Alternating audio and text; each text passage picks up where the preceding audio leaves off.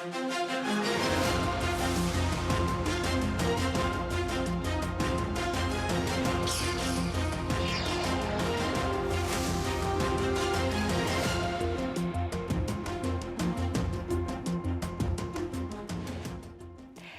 election night in South Korea and a nation in crisis at a crossroads. We're counting down to the early exit polls and the first results as our coverage begins now.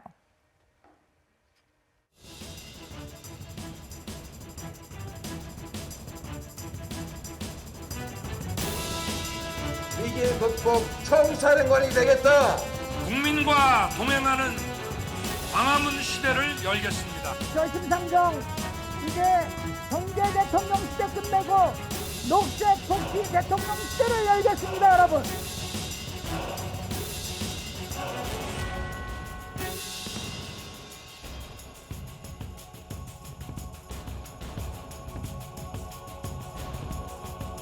저는 증세 없는 복지는 허구고 감세하는 복지는 사기다.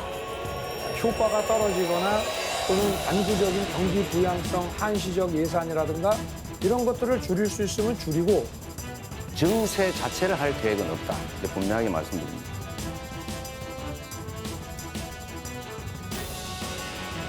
국민과 나라를 위해서 함께 걱정하는 모든 정치 세력들이 모여서 통합의 정부, 국민 내각을 만든다라는 점도 우리가 함께 합의했습니다.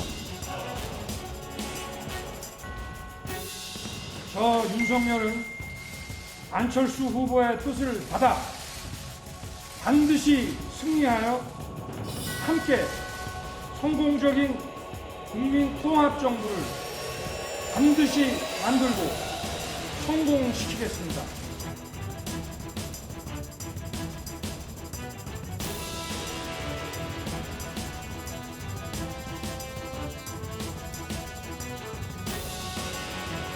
위대한 국민과 함께 세계 내세울 위대한 대한민국을 만들고 싶습니다, 여러분. 여러분의 응원과 압도적 지지로 이제 내일 결승선을 1등으로 끊게 도와주십시오, 여러분. 이번 대통령 선거를 양당 독점 정치의 마지막 장로 만들어 주십시오.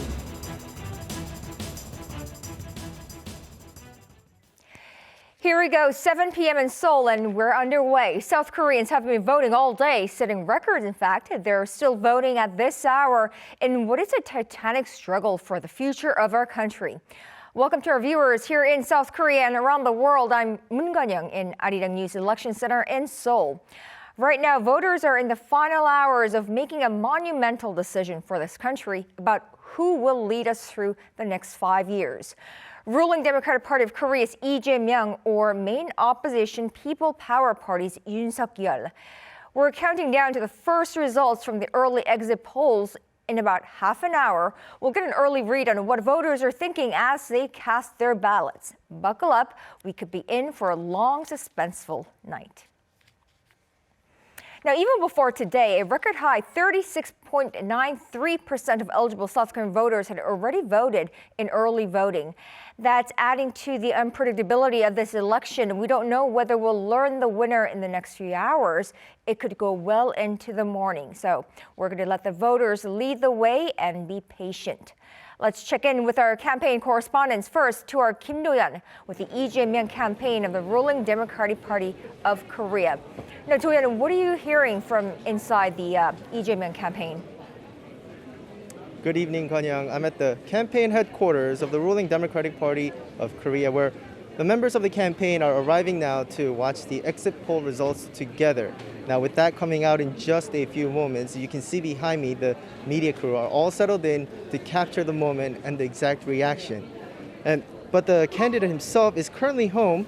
He's expected to join his colleagues here when the vote counts start to show. Throughout the day, he's been reaching out to his supporters on his Facebook, thanking everyone who supported him for the past 251 days since he announced his run for presidency.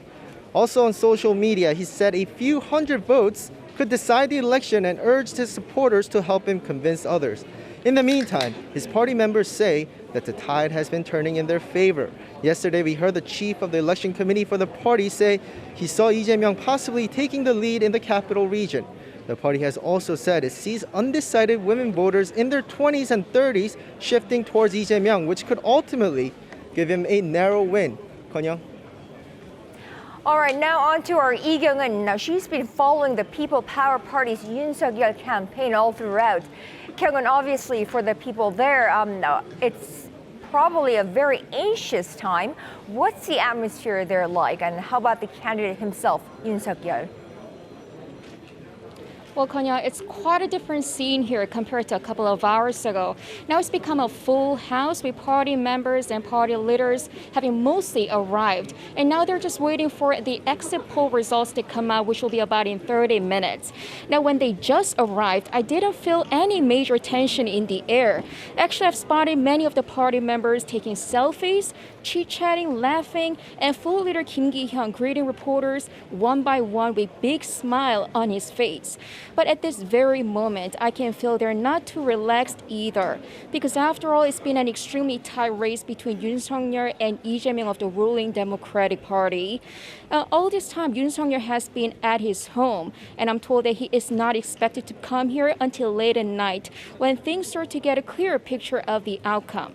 The party has been staying optimistic so far, with Chairman Lee Jae-myung having once said that he is expecting a gap of up to 10 percentage points in Yoon's favor.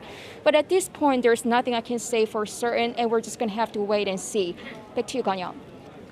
All right, that was our Kim Do-yeon and Lee Kyung-eun from the major candidates' party headquarters, campaign headquarters, reporting to us live about the situation there.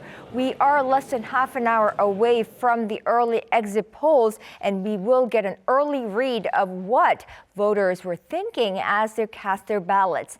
Now, voting in the 20th presidential election is still underway because those with COVID-19 or those in isolation are currently voting for the next president.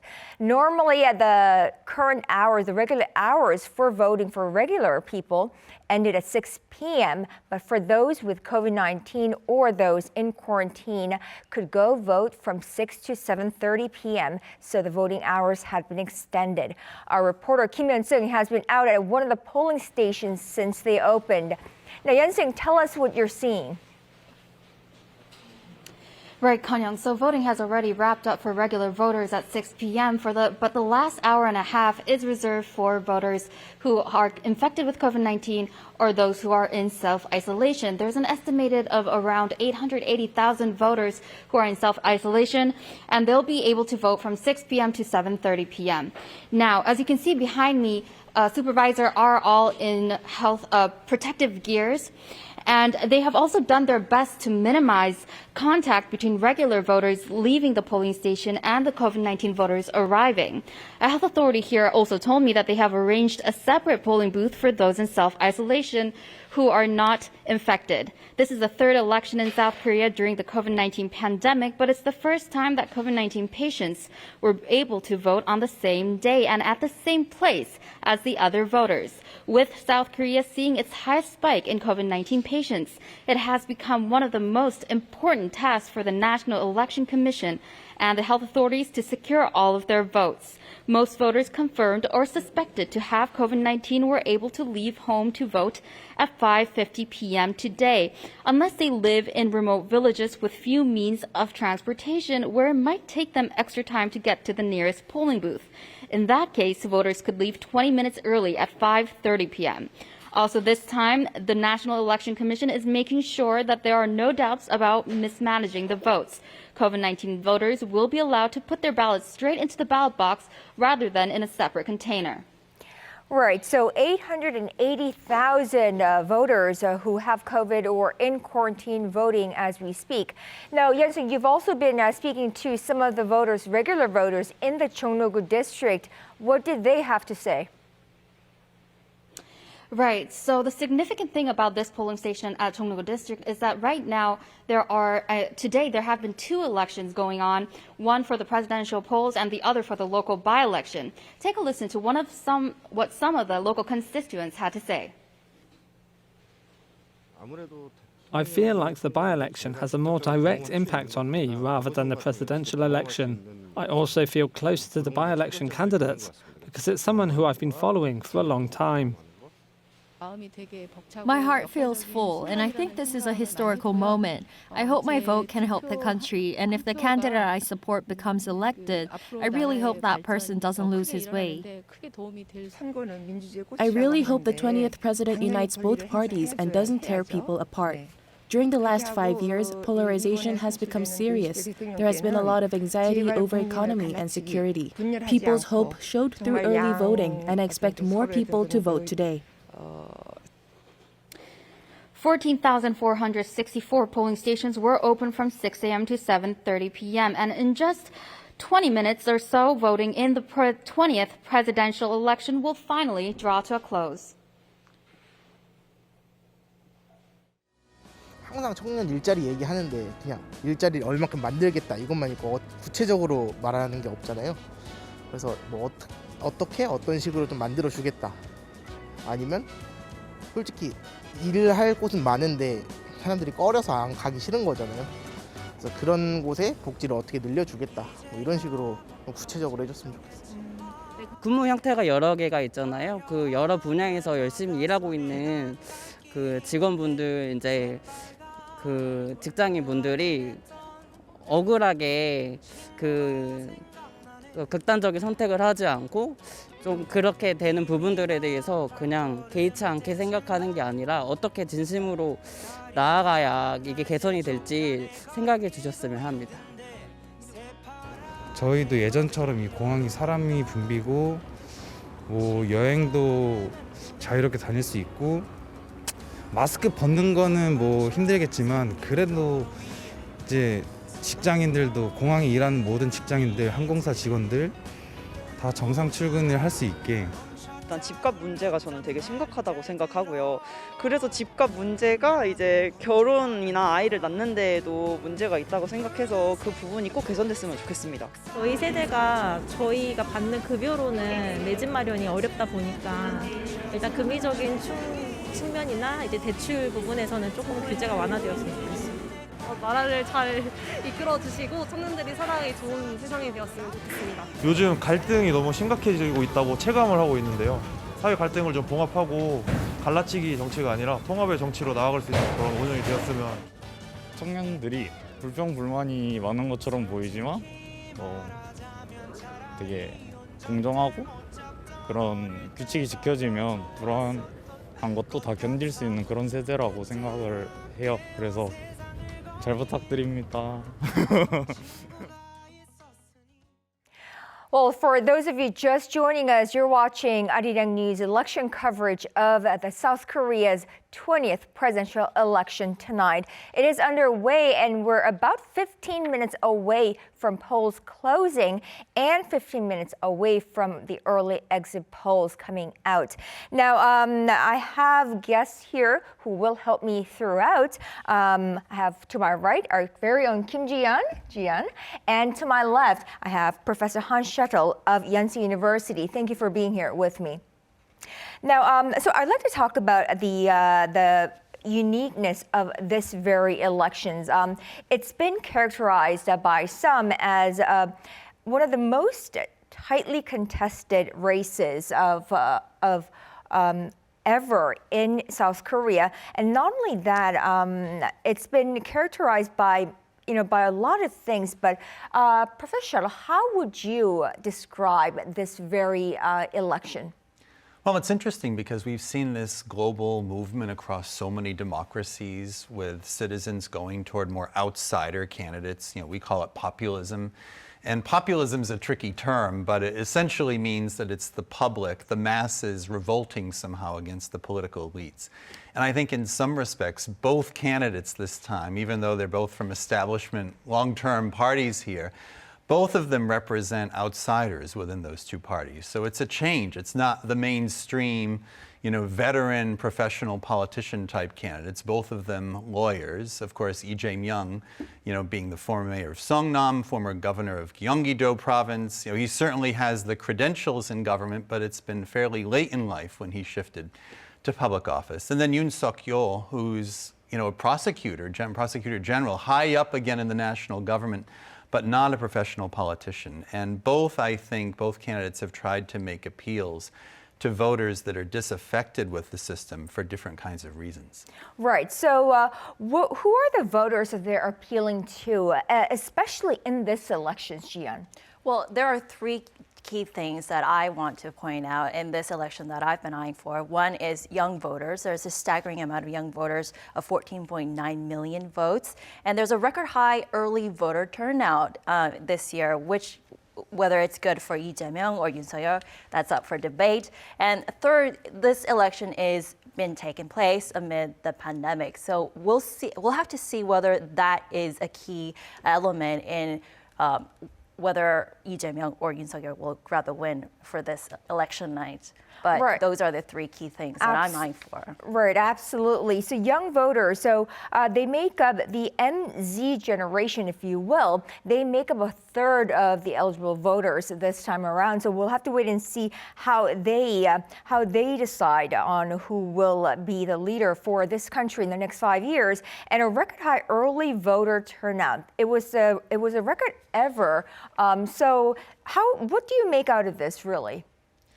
Well, I think people do want change, Kan-young. We don't yet know, because we haven't seen the exit polls, what kind of change will be most important to them. But, I have noticed over the past few years that expectations for President Moon were so high in 2017 when he was elected president. People were hoping that he would take steps to curb economic inequality, that, in a sense, life chances for the younger generation would improve during his presidency.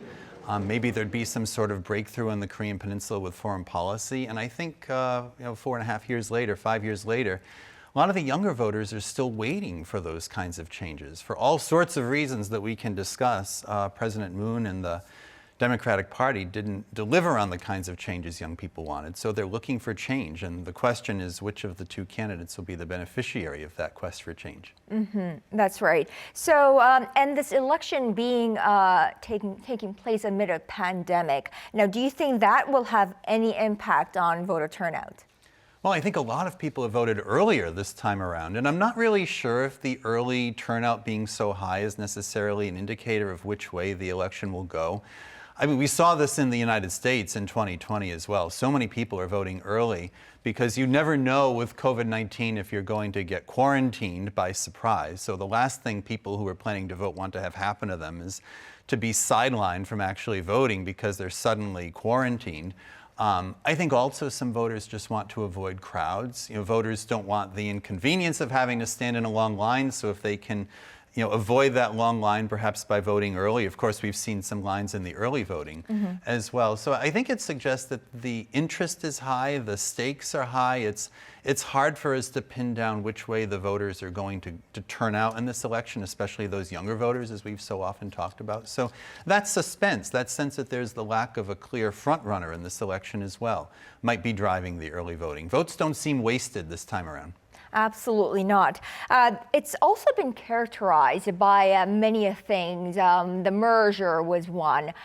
Also, it's been scandalous, if you will. Jian, what are some of the most impressive moments during the campaign race? And also, what are some high points and low points?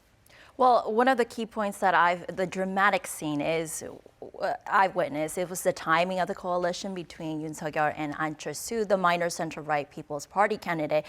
An, who has served as a lawmaker for 10 years, dropped out on Thursday, the day right before voters were able to cast their ballots in early voting. And, some say that, An has made the final decision for the sake of changing government and for the country. But there has been, reports that he did it for political aspirations that may have, actually pumped the voters up to vote for Lee Jae-myung. So this is one of the dramatic changes that we've ever seen in a presidential campaign of a merger right before the early voting turnout. Right. The anticipated outcome there was that it would work in favor for Yoon Suk-yeol, but pundits say that it may have worked in favor for Lee Jae-myung. We'll have to wait and see, until the votes are counted for that. So, this election will go down in history for many things, and we'll have to wait and see what happens. But like we said, there are a lot of young voters this time around, and some of them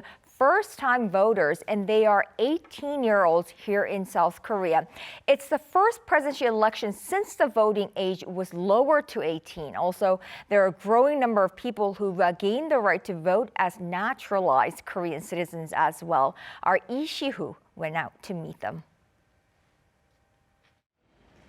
18-year-old South Koreans were able to cast their first vote at a younger age than ever before for this presidential election. This is because the Public Official Election Act was revised in 2019, lowering the election age from 19 to 18. Before, people could serve in the military, pay taxes, or get a driver's license starting at the age of 18, but were unable to vote until they were 19. The change in law enabled around 500,000 18-year-olds to participate in this election. The 18-year-olds we met expressed their excitement at being able to cast their first vote. Voting for the first time made me feel like a real citizen of this country. It was meaningful. I wish that many 18-year-olds like me will vote so they can contribute to the advancement of the country. As for what they want from a new president, many are hoping for someone who can solve issues that affect the youth of today. They also wish for a South Korea where the young can aspire to a better future. I wish for a country where young people can dream. I hope that issues with housing prices and job opportunities are alleviated. They also welcome the lowered voting age that allows their voices to be heard. Some people might ask, what difference can a year make? But I think that through the one-year difference, we can better hear the voices of the younger generation. 18-year-olds are not the only first-time voters in this election. Some naturalized citizens also cast their first-ever vote in South Korea. Professional volleyball player Jin Ji-wi from Hong Kong is one of them. This was the first presidential election since he became a naturalized citizen in 2019. My first election was a little nerve-wracking, but amazing at the same time, because it was the first big event I could participate in as a Korean citizen. He added that he wishes for a country that shows more support for multiculturalism. Different cultures each have their own perks. If the cultures could mix well and form a harmony, I think it'll be better for the country. Lee Si-hoo, Arirang News. Well, winning the hearts and minds of swing voters, and specifically South Korea's younger generation, could make all the difference in this tight presidential race. Our Kim Bo-kyung walks us through what kinds of strategies the candidates formulated in a bid to appeal to these younger ones. The swing voters. That is how the MZ generation, the millennials and Generation Z, are being viewed in this election. Millennials are those who were born from 1982 to 1997 and became adults in the 2000s. Generation Z are those born after 1998. According to the National Election Commission, around 14 million of the roughly 44 million voters are in the MZ generation bracket. That is around 1 in every 3 voters, not a small number the candidates can overlook. We have seen the huge impact these voters can have when they vote collectively during previous by-elections, so we consider them as key swing voters who can change the course of the election if they support one specific candidate. The candidates have come up with campaign strategies to try to win over young voters. Rather than just campaigning on the streets, they are sharing their policies and proposals online. Having their own online platform to appeal to digital-friendly voters is a must.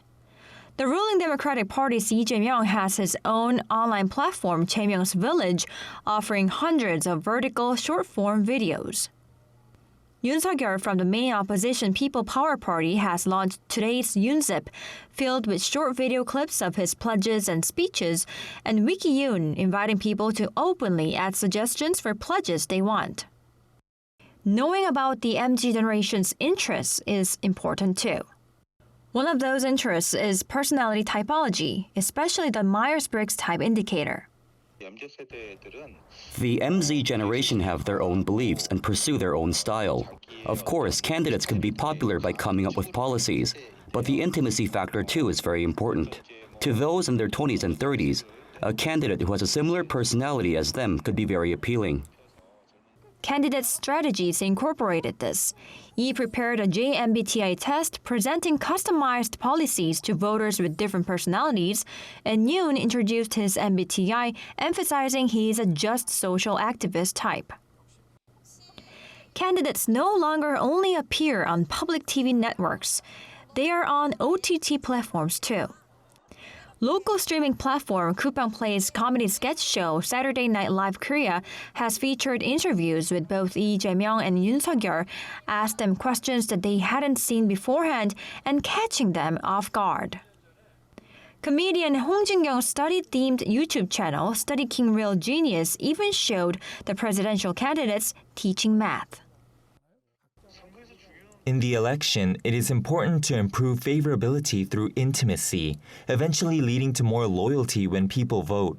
In that sense, format cannot be ignored. Getting closer to young voters through OTT platforms and social media makes the candidates look friendly and interactive. Presidential candidates are not the only ones trying to use online channels to reach voters. These MZ generation voters are also using social media this election. Casting a ballot and coming out from the polling station is not the final step for tech-savvy young voters. Celebrating their participation, they often whip out phones and share their ballot selfies through social media. People post photos of their hands with ballot stamp marks on social media. I am proving that I voted, and I can also encourage my friends to vote. By doing this, candidates and politicians would know that those in their 20s and 30s are interested in voting and can come up with policies for this generation. Using online platforms or going on YouTube is one thing, but what could be key for these candidates to connect with young voters is whether they can show their sincerity. And if they can do that, it could help them in the polling booths. 김보경, Arirang News.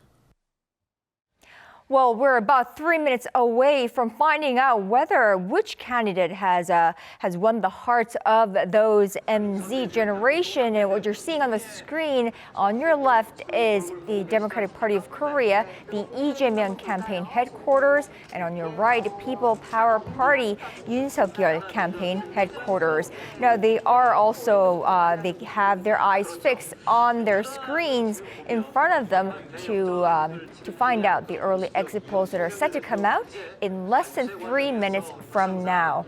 Now, so all the party leaders and the leadership party members are there except for the candidates themselves. And we did hear from our Kim Do-yeon and Lee Kyung-eun that the candidates themselves are at home and they will be making their way to the party headquarters or the campaign headquarters later in the evening for their to congratulate each other or themselves, actually. So these swing voters, who are these swing voters, Jian?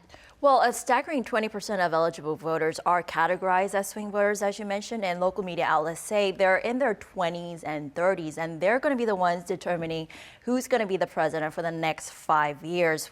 And together in their 20s and 30s, they account for more than 14.2 million votes this year. And that's slightly lower than that of 5 years ago, which stood at 14.9 million votes. So these young voters, we've talked a little bit earlier, but being a young voter myself, they feel that they're left behind because of rising home prices and the slow wage growth. They're expected to become the decisive force in this election. So these issues were the core. And we have this presidential debates, 4 or 5 of them during the past few weeks, but we aren't really sure whether these candidates, these main contenders have addressed these issues sufficiently. Not being able to have a house after marriage in the Seoul metropolitan area where your jobs and your families and your friends are all residing, it's a public issue. And this kind of frustration, suggests a risk that losing the young vote is larger for Lee right now because rather than Yoon as a representative of the ruling party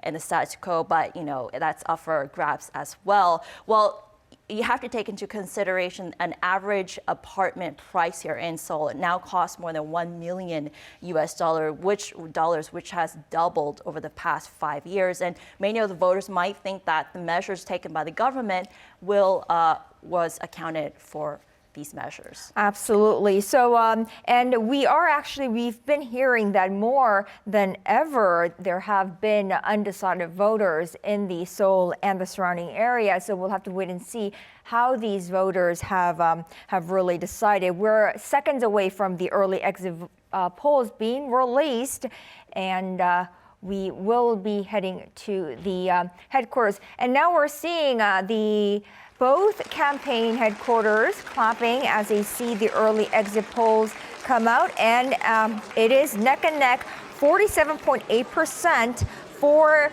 Lee Jae-myung and 48.8% for Yoon Suk-yeol, and that is the KBS, NBC, SBS joint polls jointly done by those three networks in their early exit polls. So we are seeing a neck and neck race that is ever so tight. I think the People Power Party had said that they were expecting at least a 5 percentage point difference in the early exit polls. Maybe that is why they seem a teeny tiny bit disappointed, but that is within the margin of error. 47.8% for Lee Jae-myung, 48.8% for People Power Party. However, you need to take into account that the record high early voters, the early voting is not reflected in this number. The more than 880,000 COVID-19 patients and those in quarantine, these numbers are not reflected in the early exit polls. What do you make out of this? Well, it could be a long night, Kang-young. I mean, I think if we see the two candidates this close, we don't really know yet how those early voters might have come down. We can't really indicate whether the early voters were for Lee Jae-myung or for Yoon Suk-yeol. And the fact also, though, that's interesting is I believe President Moon Jae-in won the 2017 election by a margin of about 17%. So this dead heat that we've now been given in the exit poll, I think that's really showing us that the Democratic Party has had quite a rebuke in a sense. Even if Lee Jae-myung gets in, it might be by the skin of his teeth and not by some sort of overwhelming landslide or mandate. So obviously, we can see right away in the exit polling numbers that voters are looking for change at this time around, a substantial number. That is absolutely, that is really within a margin of error. That is, in fact, closer than I had anticipated. Jian, so how do you think this ever so tight 0.6 percentage point difference in early exit polls, what do you think that means? I mean, that means we're going to be here all night, that's for sure, but what else? I want to stick with it's just too early to tell. You said this exit poll does not reflect the early voting this year, and early voting is more than 16 million votes. That's nearly 37% of eligible voters. So you can't really say there's a neck and neck race over there. We haven't counted 37% of registered voters. So I would like to say it's just too early to tell. It is just too early to tell. Right, so we have, yes, 47.8% and 48.84% by all three networks. So joint polls done by those three networks. Now, so what should we be on the lookout for from here on forth as we see the votes being counted? Well, it'll be interesting to see if the regions come through in their predictable patterns. If the PPP does well in the southeast part of the country, if they do well in southern Seoul, particularly the districts of Seocho and Gangnam and Songpa, where they typically have their strongholds.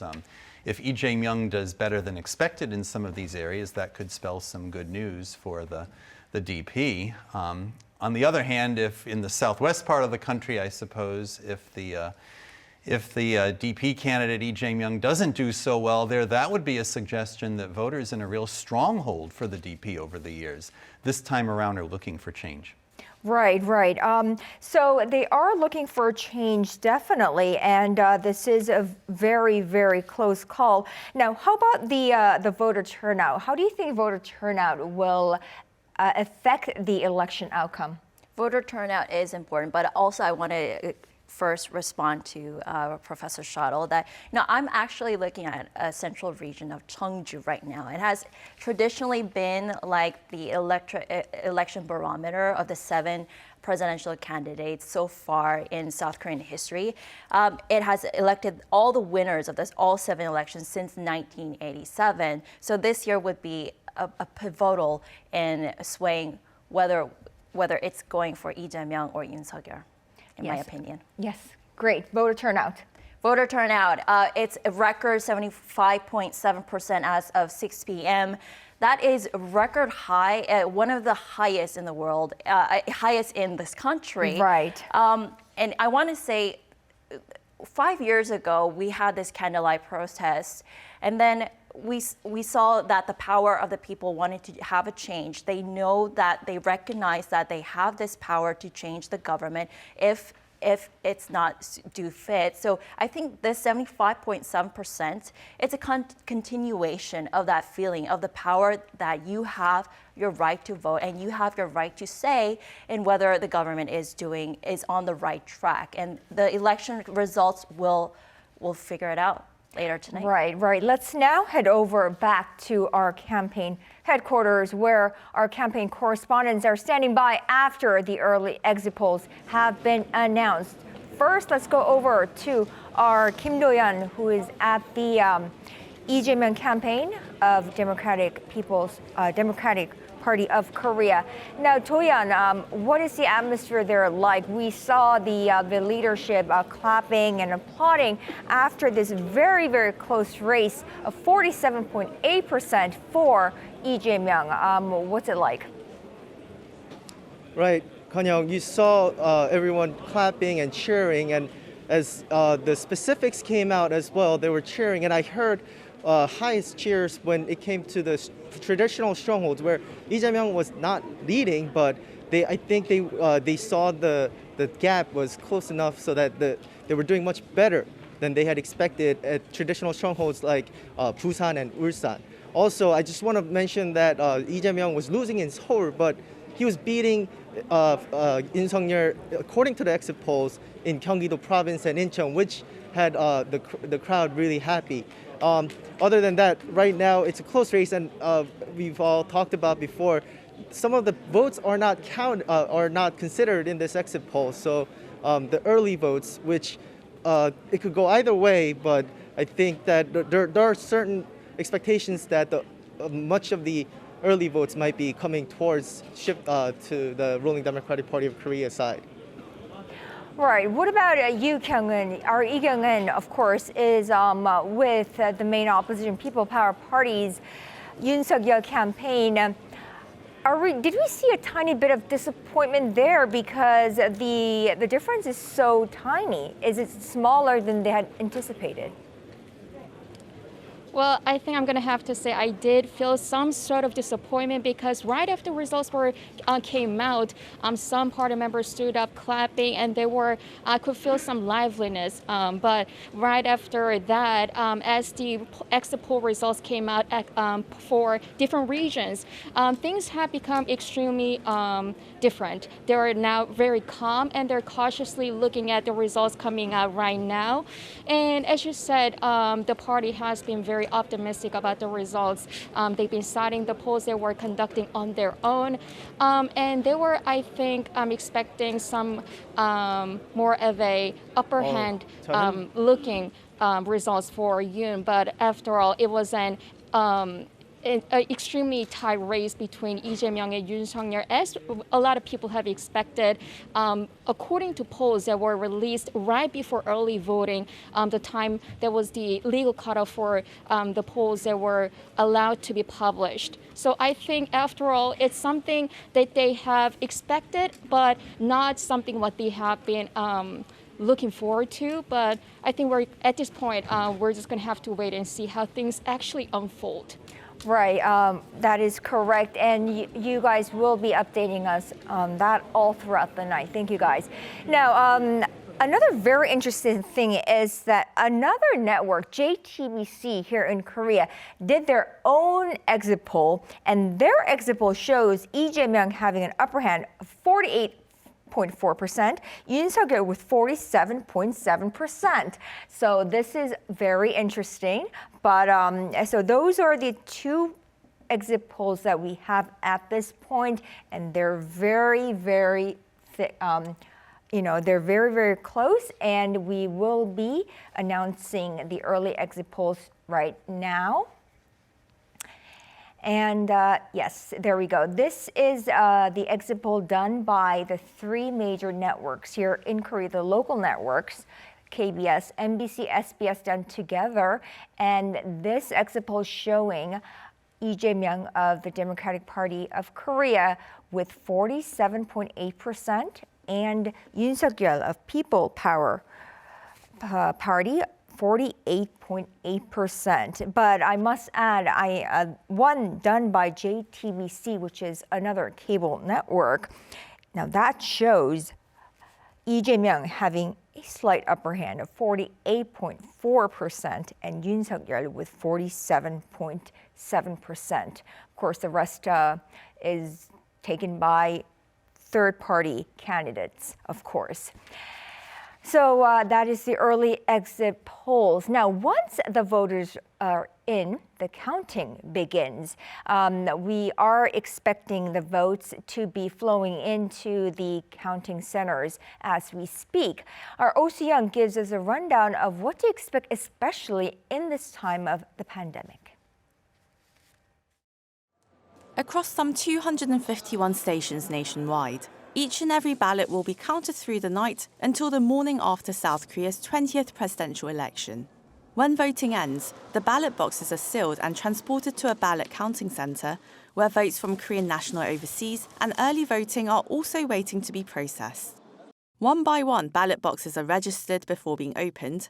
The votes are stacked, then checked to see if they are valid or not, using an electronic vote counting machine for assistance. The machines are strictly offline so that they cannot be hacked or manipulated remotely. Then the votes are sorted for each candidate and recorded accordingly, updating the total count. The vote counts are screened and checked for errors before they are reported to the public. Each step of the process is open to observers to ensure the utmost transparency. We have observers recommended by the candidates, parties, and those voters who apply for the position. They can watch and even record the vote counting process and request correction if they find any irregularities. While the vote counting process is usually finished by around midnight in a normal election year, officials expect the process will take longer this year, as voting hours were extended by 90 minutes to allow those infected with COVID-19 or self-quarantining to cast their ballots. Strict disinfection and anti-transmission measures during both the voting and counting procedures are also expected to delay the process. As it's a real tight race between the two front runners this year, the suspense will go on through the night until the very last vote is counted. Oh Soo-young, Arirang News. 돌봄 시간이 조금 대부분 돌봄을 하게 되면 4시 반까지거든요. 학교나 어린이집이나.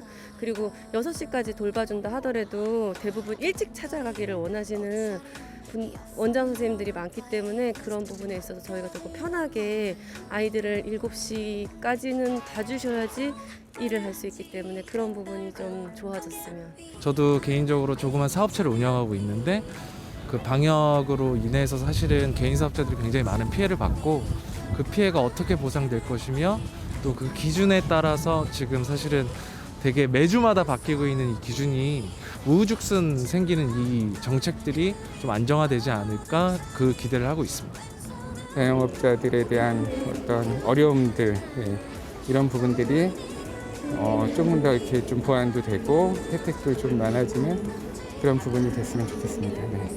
선진국들이 하고 있는 것처럼 조금 빨리 방역 규제를 조금 더 풀어서 이제 여행을 원하는 사람들이나 그렇지 않고 뭐 비즈니스 할 수 있는 사람들한테도 좀 더 많은 기회를 주어줄 수 있으면 좋을 것 같다고 생각합니다.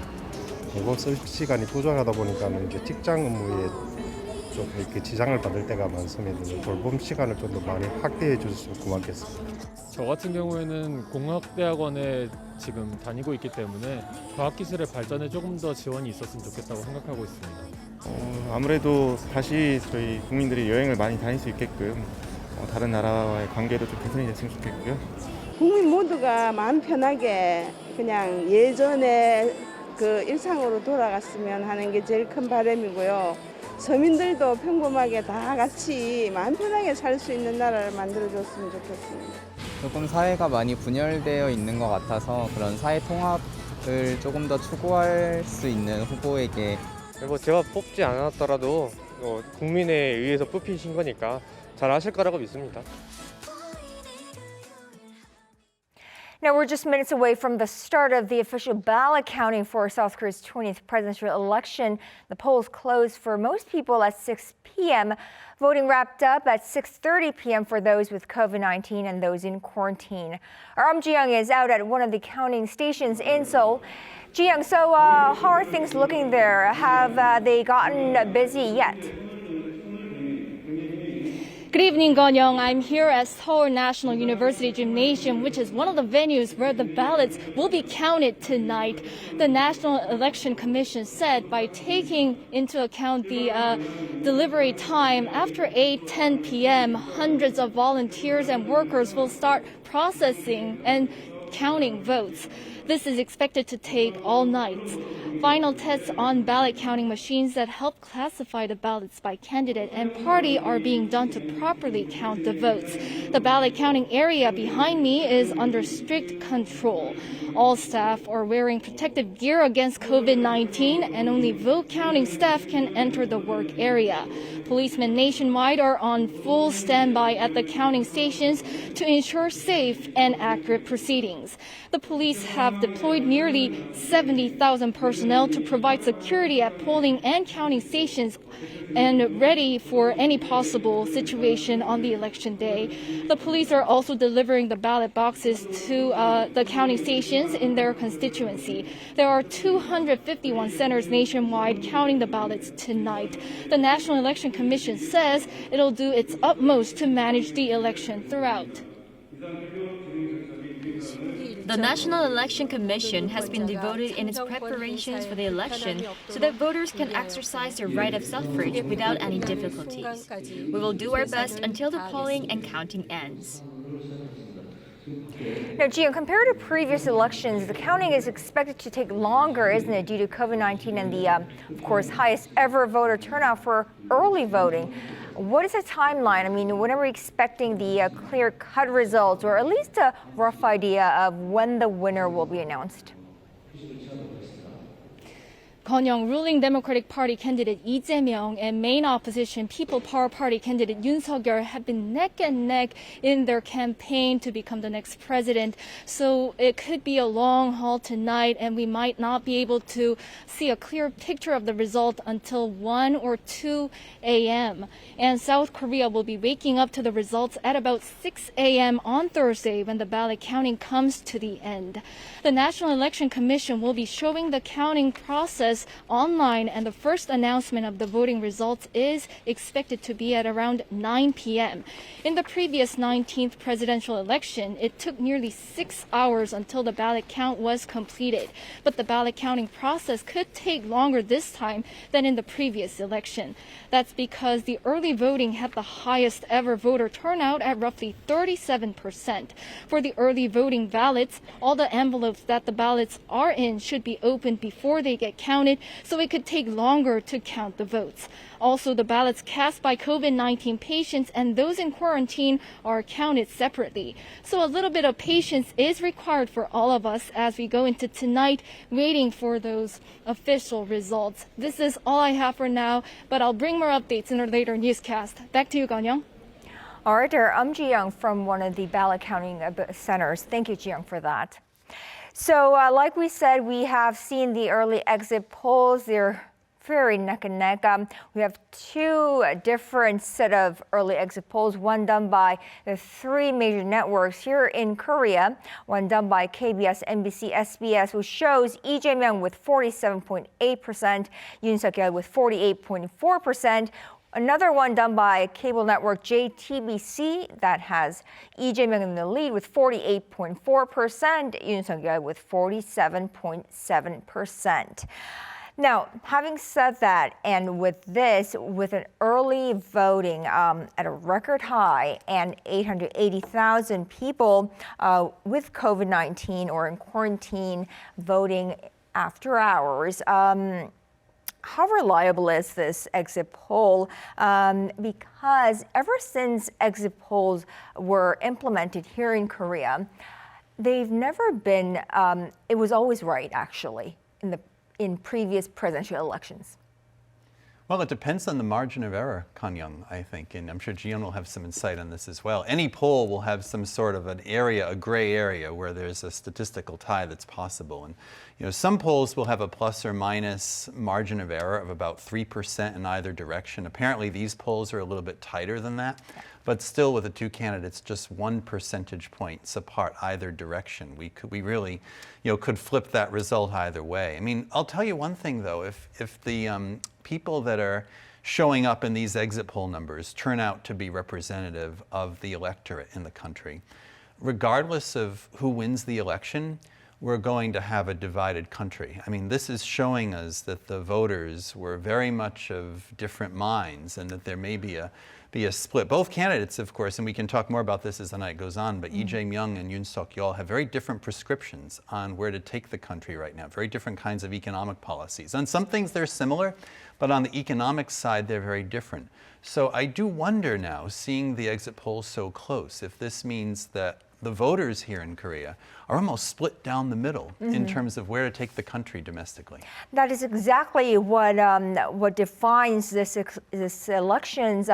There is a lot of divisions that we're seeing in this country, and especially that's represented in this election. Of course, and as much as there is a very high voter turnout this time around, it's more of voting for the less unlikable than voting for who you like, and that could be a problem. And there's been a lot of issues that arose, such as gender equality or a lot of different feminism issues. And what are some issues that Jiyeon, that really was brought into the spotlight because of this campaign? No, there are a lot of scandals, but one of them I can say for sure is the family troubles. One of the main leak of the 7 hours phone conversations of a reporter of Kim Gun-hee, the wife of Yoon Suk-yeol. As you mentioned, gender issues have struck a chord, as Kim's comments revealed that she suggested that the hashtag #MeToo victims have ulterior motives. She seemed like she's siding with their perpetrators. So on the other hand, we have Lee Jae-myung's wife Kim Hye-kyung apologizing a few weeks ago over allegations that she misused public servants while her husband was a governor, and she misused corporate cards during her husband's term as the governor of Gyeonggi province. So there are these scandals, as you mentioned, unfavorables, and people would not like to have a president that have scandals and these schemes and shortcuts that the president's wives, the first family have to be a role model in this country. In any other countries, and having these scandals before you're elected and during the campaign trail, there are bits and pieces along the campaign trail that's not clearly addressed. This is one of the dirtiest election that I've ever witnessed. Nastiest, I agree with you, Jiyeon, on that.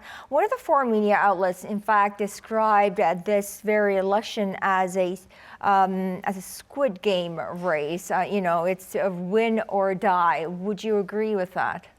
Well, we just don't know which set of issues drove voters. Was it that the voters, when they showed up, were they, just to follow up Jiyeon's point about the scandals, and yes, both candidates are kind of distasteful. So did the voters this time around just throw ideology and throw public policy issues out the window, and they went to the polls and just picked whichever candidate seemed less distasteful for them, and that's the one that's going to survive, and the one that's more distasteful is going to die in their minds? Or, were there did they try to look beyond all that? Did the voters just decide, well, the scandals cancel these two candidates out, so we can't, both of their spouses, of course, are enmeshed in scandal. And there's lots of other financial scandals and corruption scandals and so forth. And, both candidates have been compared to Donald Trump at different times for the crudeness and so forth. So did the voters put that aside and finally vote on policy differences? And, that's the part we don't yet know. Right. I think, in the final couple of days into the campaigning, the scandals actually canceled themselves out. And it was actually, I would say, less of the policies, but the personalities, the personalities themselves of each candidate that people focused on. And that we'll have to wait and see and find out. But whoever that may be, the new administration really has a lot of challenges ahead.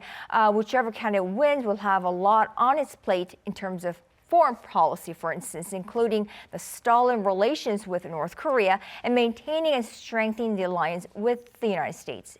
Peace in the Korean Peninsula will have no doubt remain goal number one, but experts do say the war in Ukraine will make the diplomatic and security agenda more complicated. Here's our Kim Dami. The peace process on the Korean Peninsula may be another wild ride for the new administration, with the possibility of a new Cold War dominating internationally. Laying solid momentum for North Korea's complete denuclearization will still remain top of the agenda for Seoul, but this time with an additional variable, the Russia-Ukraine crisis. It is possible that North Korea may have given up on its willingness to denuclearize while watching the Ukraine crisis. So the situation could be an opportunity for the North to solidify its will to keep nuclear weapons. Instead, the value and the importance of the South Korea-US alliance is bound to become more significant, as resolving North Korea issues through Seoul-Washington ties will highly likely be the go-to solution. But experts say such a plan will only work if the Biden administration listens to the new administration. The U.S. needs to respect South Korea's opinions when it comes to issues on the Korean Peninsula, such as economic cooperation between the two Koreas and reunions of war-separated families. Seoul-Beijing relations may become trickier in the new administration amid a new Cold War structure that will no doubt focus on keeping both China and Russia in check. But experts point out that South Korea-China cooperation will remain essential for improving the situation on the Korean Peninsula. The same applies to ties between South Korea and Japan. However, a rocky road is expected, with Tokyo refusing to look squarely at history and show a humble attitude over its wartime past. In addition, managing people's sentiment over this tragic history will remain another crucial task for the new government. Kim Dami, Arirang News. While the two major candidates locked in an ever-tight race also hold drastically different policy positions, particularly on North Korea, which has recently launched a series of weapons tests that have threatened regional security. South Korea's policy on North Korea and its relations with its key partners and neighbors like the United States, China, and Japan could drastically change depending on who wins this election. Now, in this sense, Washington must also be closely watching the South Korean election. Let's get some perspective. Joining me live from Honolulu is Stephen Norper, President and CEO of Asia Dialogue. Dr. Norper has also served at the U.S. State Department. Stephen, it's great to have you with us. Great to see you, Kanya. Now, first of all, how is Washington, the White House, watching the South Korean election unfold? Well, they're watching very carefully, especially given the concerns, one about North Korea, which has tested missiles 9 times this year. And so they're concerned about that and perhaps a resumption of long-range missile testing. That's very high on the agenda. But really at the foremost is the Ukraine crisis and what has happened in terms of Russia's intrusion, as well as concerns about China's rise in the region. All of that means that Korea is central and the alliance is central for the United States. So they're watching very carefully, and the tack that each of the campaigns or the winner ultimately will take relative to the relationship with the U.S. It can't be left to drift. Some of the parting of ways in recent years will have to be left behind. And while it remains steadfastly firm, clearly there's going to have to be more effort, and as was just suggested, more listening on both sides. Absolutely.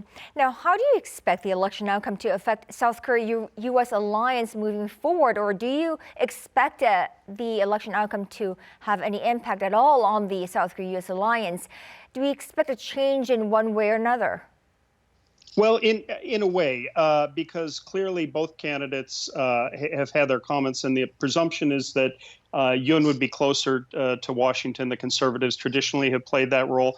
That said, I would point out that really it's a bipartisan interest. And so the relationship between the United States and South Korea is one that has been strong regardless of administration. That will go forward, but not without a lot of recharge, revisiting, and reinvigoration to that relationship.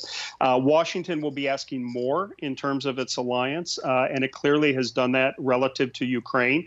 The White House has just reached out and congratulated the Blue House on measures taken against the Central Bank of Russia, as well as the curtailment of 7 other Russian banks and new export controls. So looking for solidity with Seoul in terms of some of the approaches on international concerns.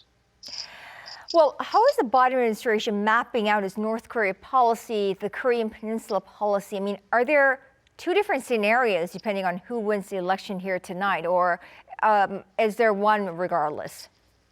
Sure, Kanyang. I think it's about the pace of change, right? And while Korea may be in a unification tunnel, certainly the conservatives would be more likely to take it more slowly, which could provide a little bit of room. The progressives would probably continue Moon's policy more or less, although peaceful coexistence has been mentioned in the course of the campaign by Lee. So Washington is sitting waiting with an offer out for talks. But really, the North Koreans have led the way by way of concern, given these recent tests and given the step up of missile launch activity. That will clearly be on the agenda when Biden visits Seoul in May, and will be really at the foremost part of the South Korea-U.S. alliance in terms of how to respond to these reemergent challenges from North Korea. Absolutely. Do you think the election outcome in South Korea would in any way impact Washington's Indo-Pacific strategy? I mean, its efforts to counter China and now Russia as well. Well, clearly, we're seeing demarcations in the international line. And so the growing closer between China and Russia has raised concern. Clearly, everyone is evaluating what's happening now in terms of the Ukraine crisis. And so it's important to stand firm for Ukrainian freedom. And South Korea's support on that, as I've just mentioned, is really critically key, as are other allies in the region. The U.S. has pressed South Korea on joining the Quad, and whether that is done formally or less formally, clearly there'll be a step up in terms of expectation around South Korea's participation. But South Korea also continues to manage this very difficult set of relations between the United States and China, and how it responds relative to its largest trading partner and the economic behemoth of the region in relative to its security and political ally in the United States. And that is a difficult juggling act indeed, and will create for the new president management issues going forward. So it's very difficult. It's a complex set of challenges, how to curtail concern about China and concern now about Russia and its expanding role, and this bloc that seems to form. And will that give North Korea cover? And will we see more North Korean adventurism as a result, thus making inter-Korean relations more of a challenge? Absolutely. And you did mention briefly about President Biden's visit to Seoul. So President Biden is expected to visit Seoul at the end of May, shortly after the new president takes office here in South Korea.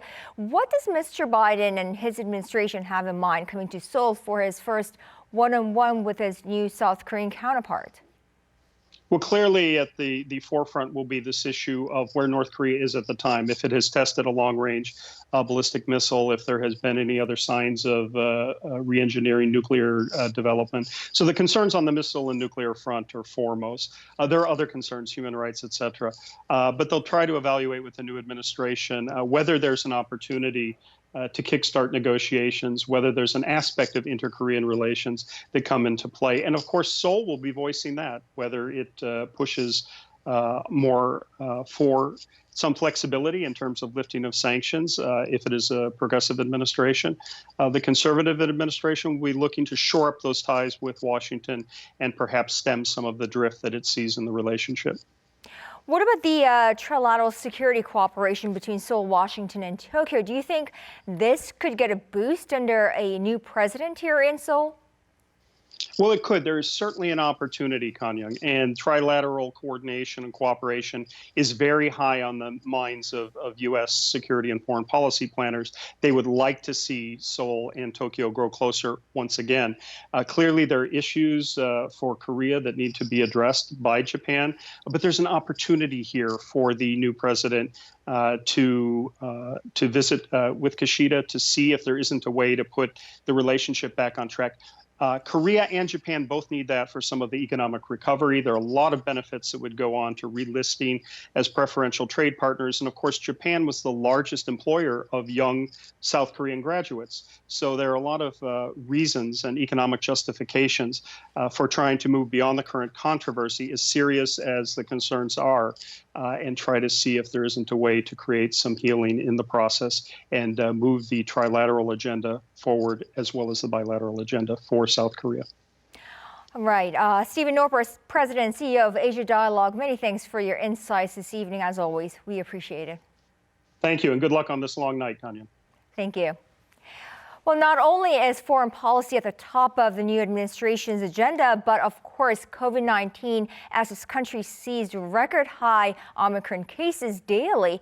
And of course, the pandemic hit economy. Resuscitating the economy is another big challenge for the new administration. Here's our Kwon So-hwa with more. Korea's pandemic response was inevitably a topic that was high on the list of pledges by the country's presidential candidates for the March 9th election. What all of them agree with is that our virus prevention measures took a heavy toll on ordinary citizens as well as small businesses, in the latter case, especially financially. The people had to take on too many responsibilities for the country due to COVID-19, so we have to make up for their losses in the past, and also the losses they may incur in the future. Because the losses have been inflicted upon the self-employed and micro-businesses owners by state policies, they need to be swiftly compensated in accordance with the Constitution. The two leading candidates, Lee Jae-myung of the ruling Democratic Party and Yoon Suk-yeol of the main opposition People Power Party, have different opinions on how to help those who suffer damages. Lee wants to provide universal COVID-19 relief funds, while Yoon says cash handouts should be focused on assisting those who were affected the most by pandemic restrictions. Shim Sang-jung of the minor Progressive Justice Party vowed to overcome the COVID-19 crisis by calling on the wealthy to bear a greater burden of the pandemic impact. Almost half of the nation's people believe that the next administration's focus should be on revitalizing the economy. 46.7% of 1,021 respondents aged 18 and above said so, according to this recent survey. When asked about how to alleviate economic uncertainties stemming from COVID-19, 39.5% said through stabilizing prices, followed by stabilizing real estate supply at 31.8%. In a different survey, improving the real estate market and support for COVID-19 damages were the top two policy tasks that were sought by the respondents. Economy and pandemic challenges are likely to go hand in hand with the upcoming administration. Further tasks also lie ahead for healthcare and medical policies. Expanding public health services and increasing the number of doctors and other medical personnel is a view that is shared by major candidates. The DP's Lee Jae-myung is looking for the establishment of a national graduate school of health and medical science, while rivals Yoon Suk-yeol and Kim Sang-jung have leaned towards bolstering the country's existing medical schools. The next administration will also have to consider whether to maintain or revise Moon Jae-in Care, a policy to expand health insurance coverage. It has been found that the prolonged pandemic reduced the use of medical services, leading to a surplus in the state health insurance. Policies to expand research and development in the biotech and pharmaceutical industries will likely be addressed as well. The Democratic Party and Justice Party promised to secure vaccine sovereignty, and the People Power Party vowed to designate the biopharmaceutical industry as one of Korea's 5 strategic sectors. The Korea Pharmaceutical and Biopharma Manufacturers Association says aggressive spending is required for Korea to elevate its status as a pharmaceutical powerhouse, in line with the outgoing administration's goal to become a vaccine hub to not only deal with COVID-19, but also prepare for future health crises in the long term. After all, what's expected from the new president is a coherent post-pandemic response. Kwon So-ah, Arirang News. Now let's go over to our Yoon Jung-min for the latest on the voter turnout. She's at our election wall. Jung-min, many have expected a higher turnout due to a record high early voter turnout this year, but how high is it? Right, Kanyang. First, take a look here, the voter turnout. So for this year, over 33 million people have cast their ballots, which is almost 76% of the total eligible voters. But I have to remind you, those numbers may go up because it's been updated as of 6:30 p.m. and COVID-19 patients and those in self-isolation, their votes may not have been fully reflected yet. And let's turn to the early voter turnout. This year, it was a record high of almost 37%. Well, what about overseas voter turnout? It was around 71%, which was actually a little lower than that of 5 years ago. And when you take a look at the voter turnout in the past presidential elections, in 1997, it was the highest at 80%, and afterwards, it went down to hit the lowest at 63% and came back up to recover the 70% mark. And we now go region by region. So first, capital region, capital Seoul. The voter turnout this year, it was 76%. Gyeonggi-do province at 75% and Incheon at 73%. And to the right, Gangwon-do province, it was over 74%. Now to the middle part of the country, Chungcheongbuk-do province, it was over 73%. Sejong almost 80%, and Chungcheongnam-do province at 72%. That's almost 73%, and Daejeon at over 75%. And now to the south, all the way down here to the liberal stronghold, the Honam region, the Jeollabuk-do province, the voter turnout this year, it was almost 80%, Gwangju at 80%, and Jeollanam-do province at 80.4%. So those are one of the regions with the highest voter turnouts.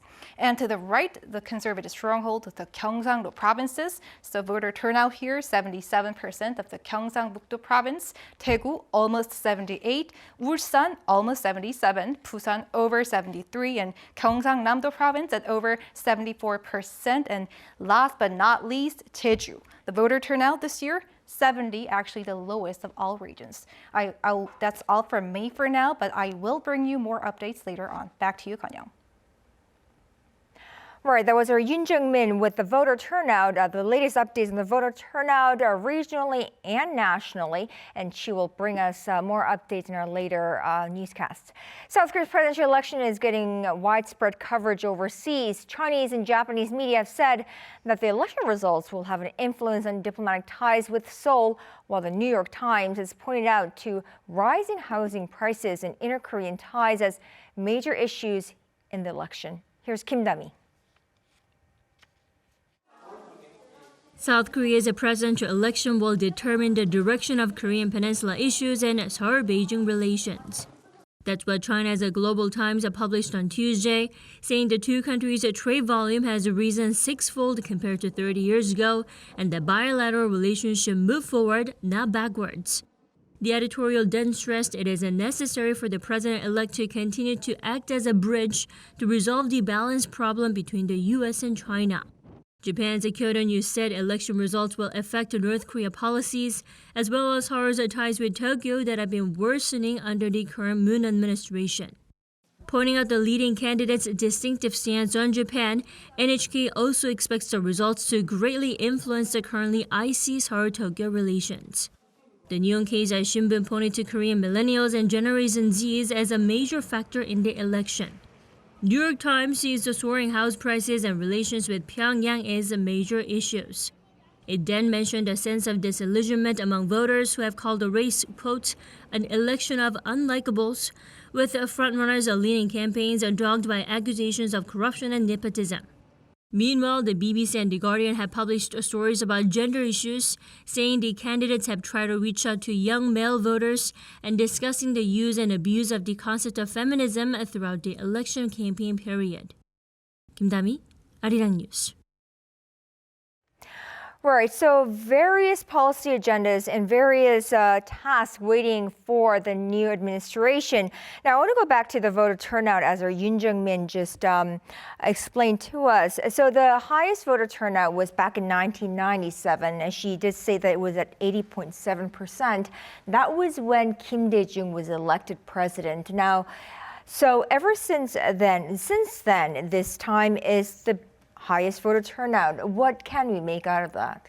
Yeah, so interesting, isn't it? And in 2007, the Lee Myung-bak victory that year, I saw the voter turnout on that chart was quite low. And that was at a time when the economy was doing quite well here overall. Although I remember there was some dissatisfaction at that point with the direction of the country as well, which led to the change in political party in the Blue House that election. But the stock market, for instance, during that time was riding high. There was no pandemic. There was a sense that East Asia was a really rising engine of the world economy going into the new century. Well, now the century is no longer new.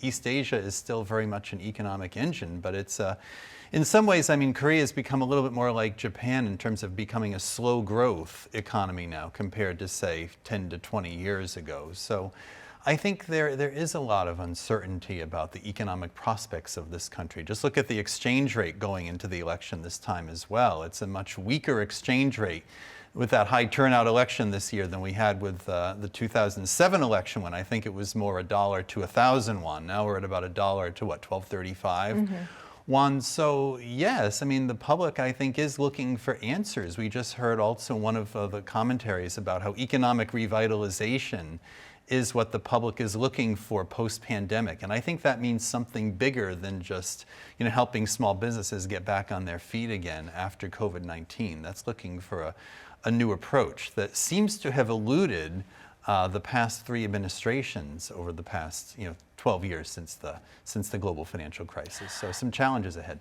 Right.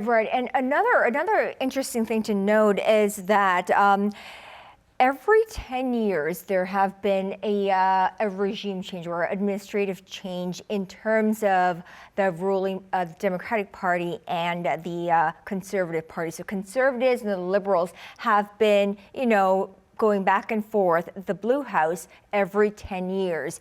If Yoon Suk-yeol were to take the Blue House this time around, he would be breaking that equation as well. Now, if that were to happen, would that mean something else for this country? Would that mean that ideology means less for this generation of South Koreans? Yeah, I mean, this would be a 5-year rotation in the Blue House instead of a 10-year rotation. Yeah. That's something that I've really thought about a lot. And I almost expected in 2017, even if Park Geun-hye hadn't gone down in that spectacular scandal that led to her impeachment, with Moon Jae-in winning so overwhelmingly. I think even before that scandal, the public sentiment was shifting very much in favor of the DP. Even the assembly election before the 2017 presidential race was showing a real change in the tide. But in some ways, both political parties seem to gravitate toward a center. And I think both political parties are somewhat captive to the forces of the global marketplace, too. I mean, we haven't really seen any radical changes in direction in economic policy from either political party. The J-balls are still intact. The national health insurance is still intact. We still have a little bit of social democracy in Korea in some respects. We have aspects of, just a radical free market economy. in other aspects. And dissatisfaction with that does seem to be mounting. And again, that would be a sign that there's both dissatisfaction and also disagreement on how to resolve this sort of economic doldrums that we might be in. You know, that 5-year rotation could keep going until there's a new formula that can satisfy the public for another decade. Right.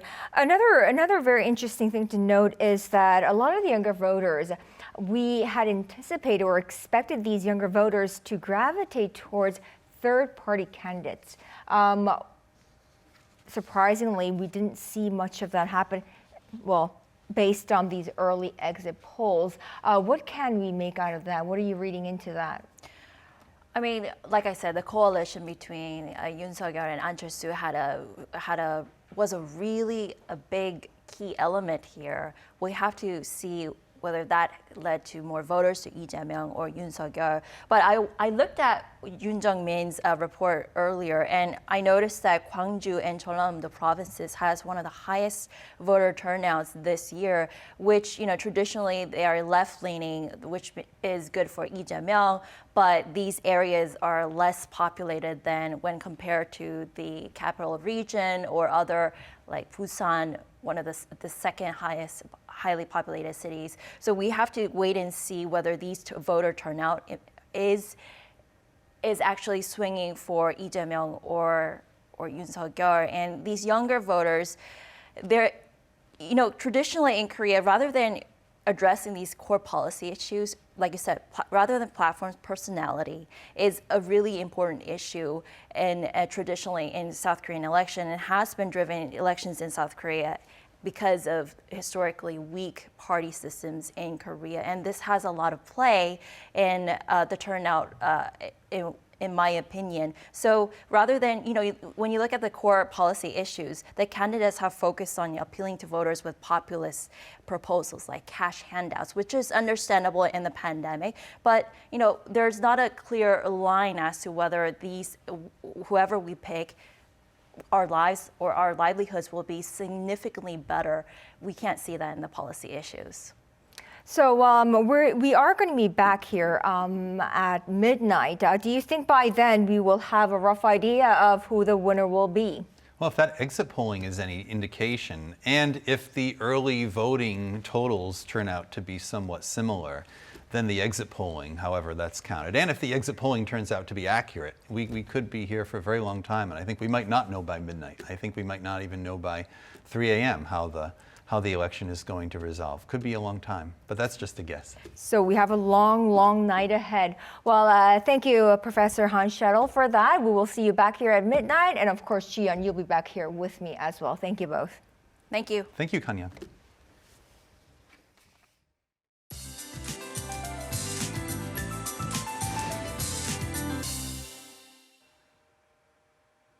Spring-like conditions will continue for tomorrow here in South Korea.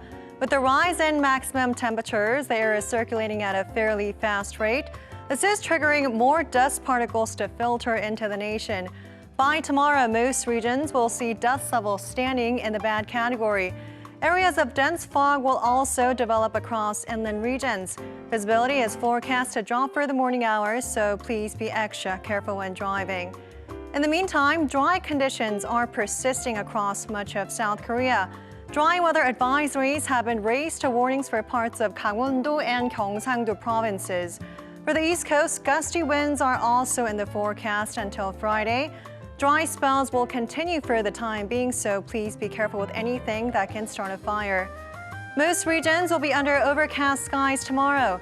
Seoul will start up at 3 degrees Celsius. Daytime highs will be 1 to 5 degrees warmer than today. Seoul will get up to 16 degrees. Gwangju 19 and Daegu make it to 18 degrees. Temperatures will stay warm for the remainder of the week. On Sunday, nationwide showers are in the forecast.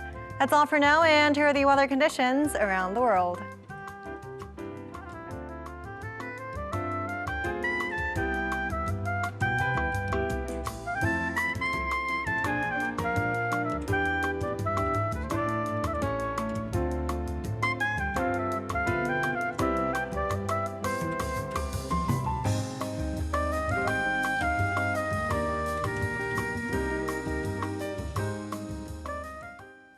Well, that does it for this hour's coverage of our election night. We're going to take a short break, and we will be back later in the night with our election coverage. So don't go anywhere, and we will be back. Thank you. Bye-bye.